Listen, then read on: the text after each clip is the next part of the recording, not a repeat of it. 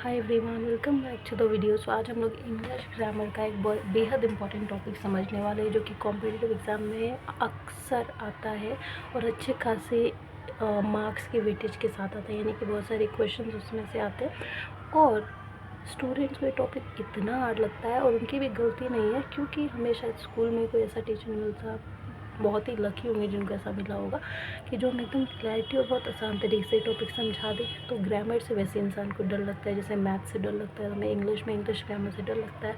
ठीक है, तो मैं आपसे प्रॉमिस करती हूँ मैं बहुत आसान तरीके से आप लोगों को सब समझा दूँगी। आइए समझते हैं एक्टिव एंड पैसिव वॉइस।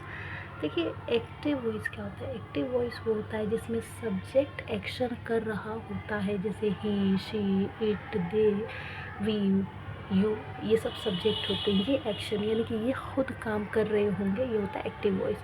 और पैसिव वॉइस क्या होता है? Subject receive action. इसमें जो सब्जेक्ट होता है वो एक्शन रिसीव करता है, यानी उसको क्या काम करना है वो उसको पता चलता है। एग्जाम्पल से समझते और ज़्यादा और अच्छे समझ में आएगा। एक्टिव वॉइस का example, the boy ceases the girl. जो लड़का है वो लड़की का पीछा करता है, ये कह रहा है एक्टिव वॉइस। तो इसका पैसिव क्या बनेगा? The girl is chased by the boy, कि लड़की को लड़के द्वारा पीछा किया गया। They built a new apartment, उन्होंने एक नया घर या नया अपार्टमेंट बनाया। A new apartment was built by them, एक नया घर उनके द्वारा बनाया गया। यहाँ पे देखो जो सब्जेक्ट है दो, दे, शी, दो, ये एक्शन कर रहा है, ये एक्शन कर रहा है एक्टिव में। और पैसिव में जो सब्जेक्ट है जैसे कि द, ए और या फिर दे, ये क्या, ये रिसीव कर रहा है। ये देखो गर्ल, यहाँ पे ये काम इसने किया था लड़की के लिए और यहाँ पे लड़की के लिए ये काम ये कर रहा है। तो सब आई होप कि आपको समझ में आ रहा होगा। शी राइट्स अ डायरी, वह एक डायरी लिखती है। A diary is written by her, एक डायरी उसके द्वारा लिखा गया। द कुक कुकड डिनर, जो हमारा बावर्ची है उसने रात का खाना बनाया। Dinner was cooked by the cook, रात का खाना बावर्ची द्वारा बनाया गया।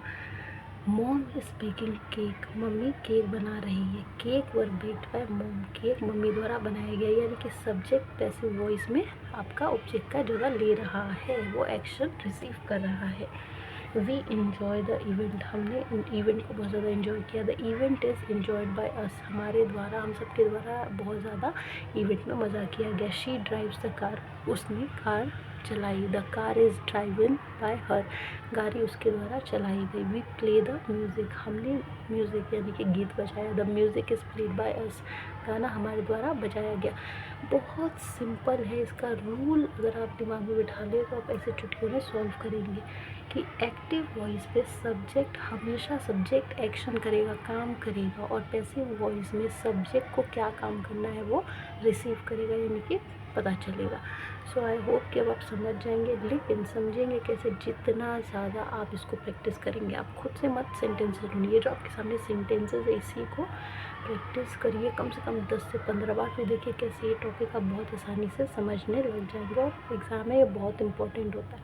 सो आई होप आपको क्लियर होगा। बाकी like share subscribe for more and do practice.